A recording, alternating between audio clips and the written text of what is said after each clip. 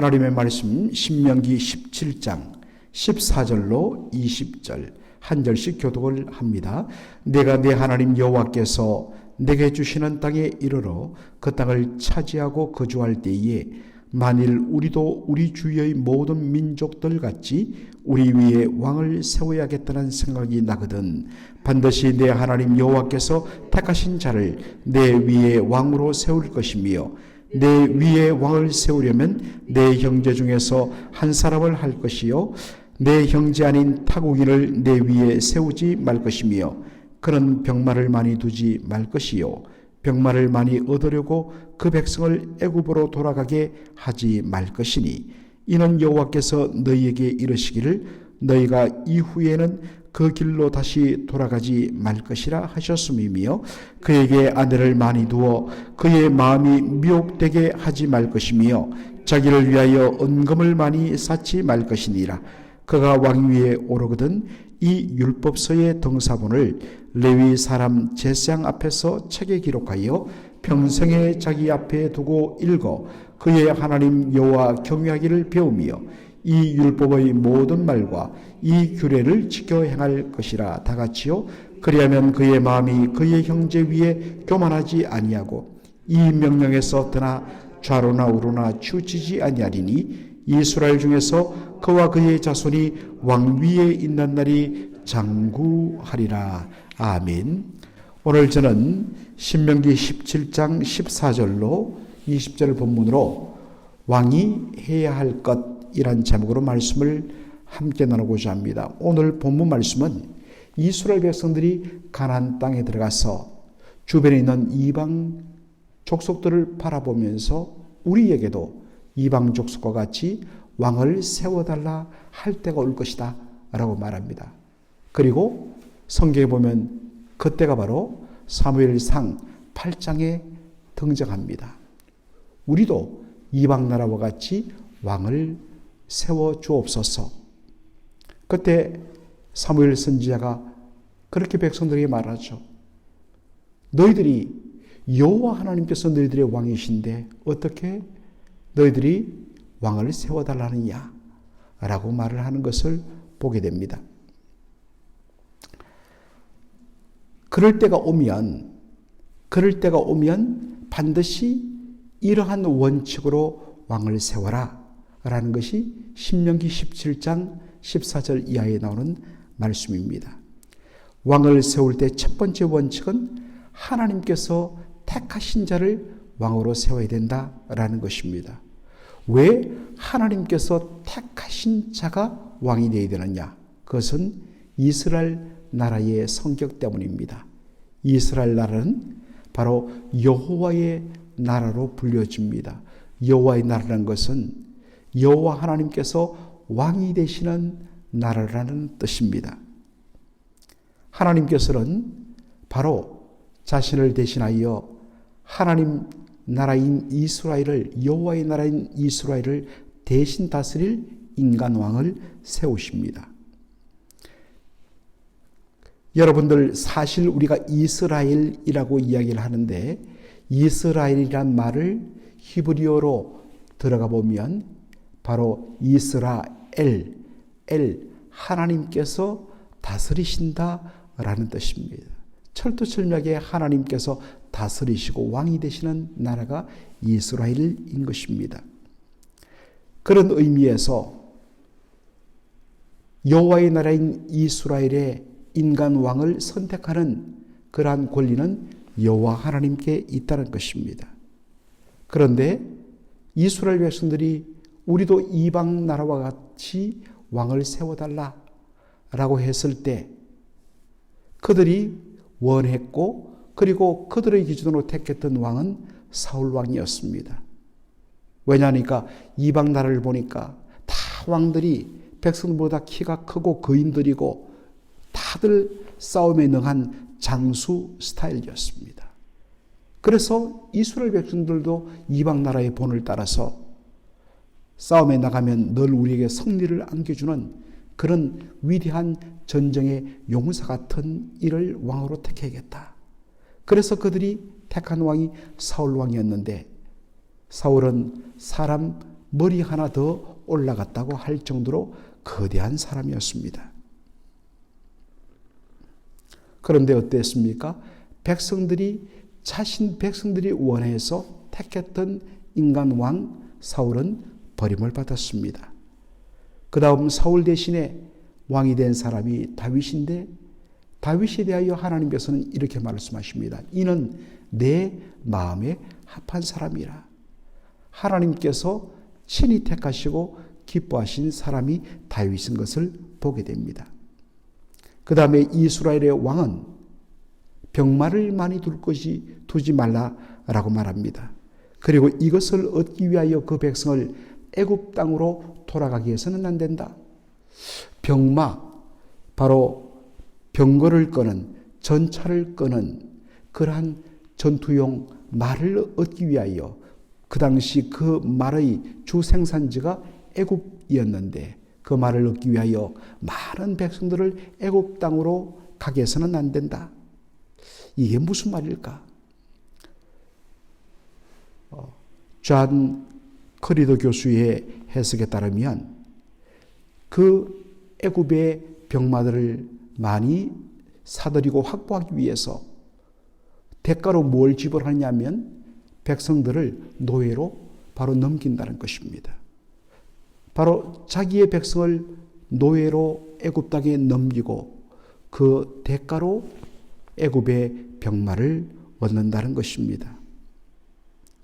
이것은 하나님께서 친히 출애굽시킨 백성들을 다시 애굽으로 보내는 쥐약이 되는 것입니다. 왜 그러면 왕들이 많은 병마를 확보하려는가? 그것은 전쟁의 성패가 말, 곧 무기에 있다고 보았기 때문입니다. 그러나 이스라엘은 하나님이 왕이 되시는 나라입니다. 하나님께서는 당신의 백성들을 친히 책임지시고 돌보시는 그러한 분이십니다. 그러기에 전쟁은 칼과 창에 있는 것이 아니라 오직 여호와께 달려 있는 것입니다. 이 사실을 믿음으로 고백한 소년이 바로 다윗이었습니다. 그리고 사무엘하 8장에 보면 이스라엘의 왕이 되어서 저 북쪽의 바로 소바왕 하닷에셀과 전쟁하는 장면이 나오는데, 그때 다윗 왕이 소바왕 하닷에셀의 군대와 싸워서 대성을 거둡니다. 그들이 도망치면서 남기고 간 수많은 병거들, 전차들과 그것을 이끄는 말들을 바로 전리품으로 빼앗습니다. 그런데 다윗이 그 다음에 어떻게 하느냐? 그 중에 딱 100마리만 남기고 나머지 모든 병마용 말들의 발목 힘줄을 끊었다 했습니다. 쓰지 않겠다는 것입니다. 왜 그러는가? 왕이 된 자는 병마를 많이 두지 말 것이요. 자꾸만 수많은 좋은 무기와 이런 말들을 확보하면 싸움은 바로 이것에 의해서 좌우된다. 결국에는 하나님을 의지하지 않게 된다는 것입니다. 온전히 말씀에 순종하며 싸움은 여호와께 속한 것이다. 전쟁은 여호와께 속한 것이다. 라는 이 고백을 하기 위하여 의도적으로 일부만 남기고 나머지 모든 얻은 병마는 다 발목에 힘줄을 끊는 다윗의 순종함을 보게 됩니다. 또한 이스라엘의 왕은 많은 아내를 두지 말 것이며 언금을 많이 쌓지 말 것이라고 이야기합니다. 여러분, 많은 아내를 둔다는 것은 단순히 막 어떤 성적인 어떤 쾌락을 즐기기 위한 것이 아니었습니다. 소위 말하는 주변의 이방 나라의 공주들과 결혼 동맹을 하고, 그리고 나라 안의 호족들, 어떤 강한 세력들과 결혼 동맹을 맺어서 나라를 안정되게 이끌는 하나의 결혼 동맹의 방법이었습니다. 그리고 은금을 많이 쌓아두는 것, 넉넉한 돈이 이 나라를 안정되게 만든다고 하는 생각해서 그랬다는 것입니다. 그런데 이 모든 것은 바로 하나님을 의지하지 아니하고 인간적인 방법으로 나라를 유지하는 길이 되는 것입니다. 이것에 몰두하다가 망한 왕이 바로 솔로몬이었습니다. 솔로몬이 정말 그의 마지막을 보면 세상의 부귀영화가 다 그에게 몰려오고, 그리고 그는 수많은 이방의 공주들과 결혼 동맹을 통하여서 혼인관계를 맺습니다. 그러다가 우상 숭배에 빠져버리는 우를 범하게 된 것을 보게 됩니다. 시편 127편 1절에 여호와께서 집을 세우지 아니하시면 세우는 자의 수고가 헛되고 여호와께서 성을 지키지 아니하시면 바로 성을 파송하는 파수꾼의 경성함, 파수꾼이 밤새도록 깨어 지키는 것이 허사로다라고 말합니다. 물론 우리가 해야 할 것은 모든 일에 최선을 다하는 것입니다. 하나님 핑계대며 믿음 핑계대며 하나님 다 알아서 해줄 거니까 내가 할 일 없다. 여러분, 이것은 믿음이 아닙니다. 하나님은 우리의 최선을 사용하여 하나님의 일을 하시는 분이십니다. 그러나 그 모든 것의 근본 출발점은 하나님이 책임지신다. 하나님께서 전적으로 돌보신다. 그러므로 온전히 하나님을 의지하겠다는 믿음에서 출발해야 하는 것입니다. 이런 믿음이 부재할 때 자꾸만 인간적인 꾀를 찾고 인간적인 방법을 구하게 되고 수단을 찾게 되는 것입니다. 그럴수록 하나님을 의지하는 믿음이 변질됨을 보게 됩니다. 마지막으로 처음에는 하지 말며 그렇게 부정적으로 소극적으로 왕이 하지 말할 것을 했다면 이제 적극적으로 왕이 해야 할 그러한 일에 대하여서 말합니다. 그것은 하나님의 말씀을 등사 베껴서 바로 자기 곁에 두고 평생 그 말씀을 읽고 그 말씀을 순종해야 된다는 것입니다. 말씀을 옆에 두고 그 말씀을 바로 날마다 읽음으로 묵상함으로 여호와 하나님 경외하기를 배운다는 것입니다. 말씀을 읽는 순간에 거기서 자신의 뜻과 욕심을 죽이고 하나님의 뜻을 순종하게 된다는 것입니다. 말씀을 통하여서 자신의 높아졌던 마음을 발견하고 철두철미하게 낮추며 전적으로 하나님을 의지하는 겸손한 삶을 유지하는 것, 이것을 가능하게 하는 것이 뭐냐? 날마다 말씀을 옆에 두고 평생 그 말씀을 날마다 가까이 하는 삶을 통하여서 가능하다는 것입니다. 사랑하는 성도 여러분, 그런 의미에서 예전에는 정말 이 말씀이 딱 한 부 성전에만 보관되었기 때문에 특별히 왕을 위하여서 그 모세 오경 율법 부분을 그렇게 일일이 베껴서 그 베낀 말씀을 옆에 두고 읽어야 되는, 이건 정말 특권 중의 특권입니다. 그런데 우리는 어떻습니까?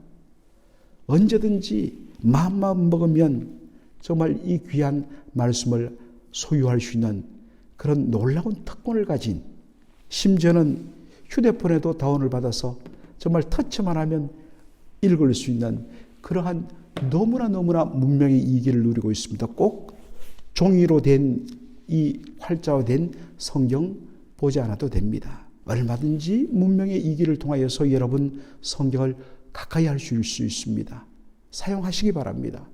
그런데 문제는 집에 성경이 몇 권 쌓여 있는데도, 그리고 휴대폰에는 성경의 말씀을 담은 그 앱이 다 다운되어 있는데도 사실은 보지 않는 우리의 현실을 맞닥뜨리고 있습니다. 이 말씀을 통하여서 날마다 하나님을 신뢰하고 하나님 앞에 겸손한 삶 사는 것, 이것이 성도의 진정한 복인 줄로 믿습니다. 하나님의 말씀을 가까이 하고 그 말씀에 따라서 날마다 하나님 뜻 안에서 순종하고 겸손한 삶을 사는 저와 여러분의 삶이 되기를 주의 이름으로 축원합니다. 아멘. 살아계신 우리 아버지 하나님, 은혜와 사랑을 감사합니다. 오늘 신명기 17장 마지막 부분에서 이스라엘 백성들이 왕을 세워달라 할 때에는 바로 이와 같은 기준으로 왕을 세울 것이며, 왕은 오직 하나님만을 의지하며 하나님의 뜻대로 이 백성을 다스리며, 그리고 개인적으로 하나님 앞에 겸손한 삶 살기 위하여 날마다 하나님의 말씀을 옆에 두고 그 말씀을 평생을 통하여 읽고 묵상함으로 하나님 경외하기를 배우며 형제 앞에서 겸손하며 온전히 하나님을 순종하는 삶, 이것이 진정 왕의 삶이요, 이것이 진정 하나님 백성의 삶인 것을 저희들로 보게 하여 주시니 감사합니다. 아버지 하나님, 저희들 마음속에